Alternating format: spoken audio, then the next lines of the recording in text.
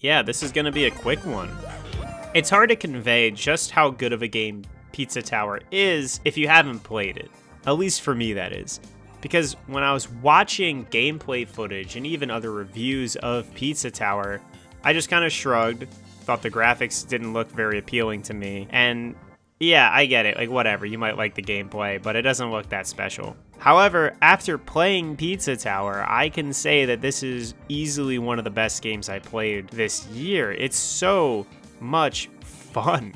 I think the gameplay is just hard to capture on video. It's hard to capture in words because unless you're playing the game, you don't really get the sense of fluidity that it offers. It feels really intuitive. I mean, it's just running, jumping. There's a speed button that you hold down to go faster. There's a grab button. You know, you can climb walls, you can run up walls, etc. But unless you're actually playing the game, you don't really feel just how good the game is.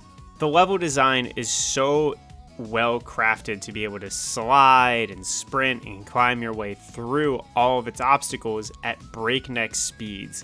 It also encourages exploration because you have to find these pizza toppings that you need, or secret missions, or a janitor that unlocks a janitor closet that has a weird piece of food in it or whatever. You know, it's got a bunch of different stuff it wants you to do to explore, to take it slow, but when you replay those levels, you can just sprint through them, and it's very easy and intuitive to do so. And not just that, the way the levels kind of work is they're two levels in one, and by that I mean they reuse the level again. Essentially, is making your way through the level, you're going to notice that there are these see-through blocks that aren't activated yet. When you get to the end of a level, you hit this Easter Island head rock guy, and now all of a sudden those blocks that were see-through are now solid, and the ones that were solid are now see-through, but it's still the same level, and you're on a timer, and you gotta sprint all the way back to the start of the level. But now the level geometry has changed a little bit, but you're on a timer, you're moving way faster, you're past the point of exploration, you're supposed to shwoo, just go all the way from the end all the way back to the beginning. That also adds to a lot of enjoyment of the game, getting you really familiar with each level. And each level in Pizza Tower is distinct. It is unique. One level you are in a city being driven around by pigs and taxi cabs, and another you're in like a weird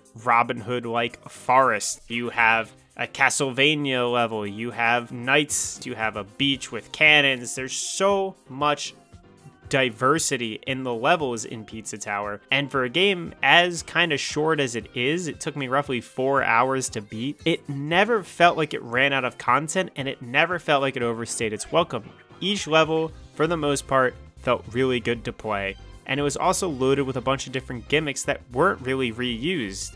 I also enjoyed that a lot. I was a big fan of when Mort the Chicken showed up. I remember that game. I never played it, but I played the PlayStation demo disc it came on. It's fun. I think it's hard to capture just how enjoyable this game is to play because it feels so good to play. I'll talk about my original gripe with the game before I bought it, and that was the graphics. It feels very old Newgroundsy, very Ren and Stimpy. I kind of wish it looked a little bit better, but I don't have that big of a problem with how it looks. I think the animations look good, the expressions look good, I think the creativity and the vibrancy of this game is all great. It's just gross, like weird gross humor for the sake of it. But yeah, visually everything is conveyed very well. Graphics, totally fine by me, I guess. And I like that this game has a lot of personality with its visuals. The music is amazing. I've been listening to the soundtrack for a couple months now since I played it. Very good music. Actually incredible. If you have no interest in playing the game, I highly recommend you check out the OST. It's, oh my god, it's the best part of the game. And the rest of the game is pretty good. My least favorite part of the game, though, was definitely boss fights.